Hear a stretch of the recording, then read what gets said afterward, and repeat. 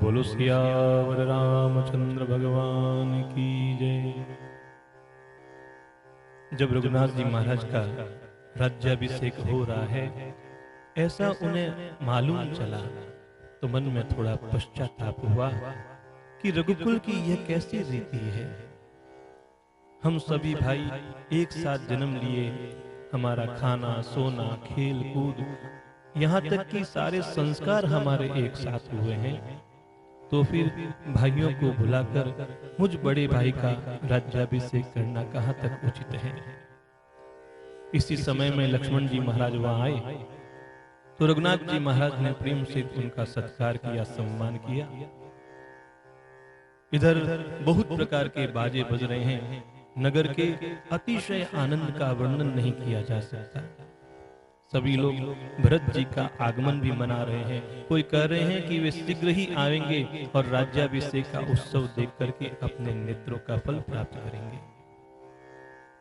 बाजार, रास्ते, घर, गली, सभी जगह पर पुरुष और स्त्री आपस में यही कहते हैं कि कल वह शुभ लग्न कितने बजे है, किस समय में है, जब विधाता हमारी इस अभिलाषा को पूर्ण करेंगे। कौन सी अभिलाषा?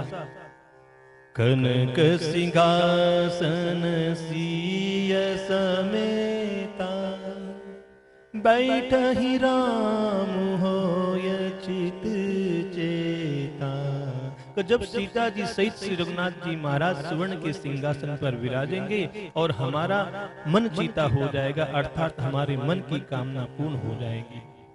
इधर तो सब यह कह रहे हैं कि कल कब होगा, और उधर कुचक्री देवता विघ्न मना रहे हैं। उन्हें अवध के बधावे सुहाते नहीं हैं। जैसे चोर को चांदनी रात नहीं भाती है, सरस्वती जी को बुलाकर देवता विनय कर रहे हैं और बार बार उनके पैरों को पकड़ करके उनसे विनती करते हैं। क्या कहते हैं? विपत्ति हमारी बिलो की बड़ी, मातु करिए सोयाजू, राम जाहि बन राजु तजी, होय सकल सुर काजू। वे कहते हैं, हे मां शारदा, हमारी बड़ी विपत्ति को देखकर आज वही कीजिए जिससे श्री रघुनाथ जी महाराज राज्य का त्याग करके वन को चले जाएं और देवताओं का सभी कार्य सिद्ध हो जाए।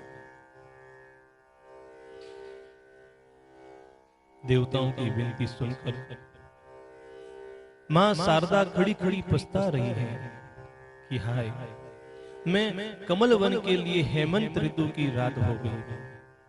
उन्हें इस प्रकार पछताते देखकर देवता लोगों ने फिर विनती करी और कहने लगे, हे माता, इसमें आपको जरा सा भी दोष नहीं लगेगा। विषमय हर्ष रहित रघुराव, तुम जानो सब राम प्रभाव। जीव करम बस सुख दुख भागी, जाइए अवध देव हित लागी। श्री रघुनाथ जी विषाद और हर्ष से रहित हैं। आप तो रघुनाथ जी महाराज के संपूर्ण प्रभाव को जानती हैं। जीव अपने कर्म के वशीभूत होकर की सुख और दुख का भागी होता है। इसलिए माता, देवताओं के हित के लिए आप अयोध्या जाइए। बार बार चरण पकड़ करके देवताओं ने मां शारदा को संकोच में ढकेल दिया। तब मां शारदा ने ऐसा विचार किया कि देवताओं की बुद्धि तो ऊंची है और उनका निवास बहुत उच्च कोटि का है, पर इनकी करनी बहुत नीची है। ये दूसरे का ऐश्वर्य देख नहीं सकते, परंतु आगे के काम का विचार करके श्री राम जी के वन जाने से राक्षसों का वध होगा, जिससे सारा जगत सुखी हो जाएगा। श्री राम जी के वनवास के चरित्रों का वर्णन करने के लिए जो सुजान कवि हैं वह मेरी कामना करेंगे। ऐसा विचार करके सरस्वती हृदय में हर्षित होकर के दशरथ जी की पूरी अयोध्या में आई, मानो दुषह दुख देने वाली कोई ग्रह दशा आ गई हो। और वहां आकर के देखा कि किसके द्वारा मैं इस राजकाज में भंग करूं। तो वहां पर मंत्रा नाम की केकई की एक मंद बुद्धि दासी थी, उसी को उन्होंने अपना शिकार बनाया। नाम मंथरा मंदमती, चेरी कई कई केरी, अजस पिटारी ताहि करी गई गिरामती फेर। तो माँ शारदा ने उसे अपयस की पिटारी बना करके उसकी बुद्धि को फेर करके चली गई। बोलो सियावर रामचंद्र भगवान की जय।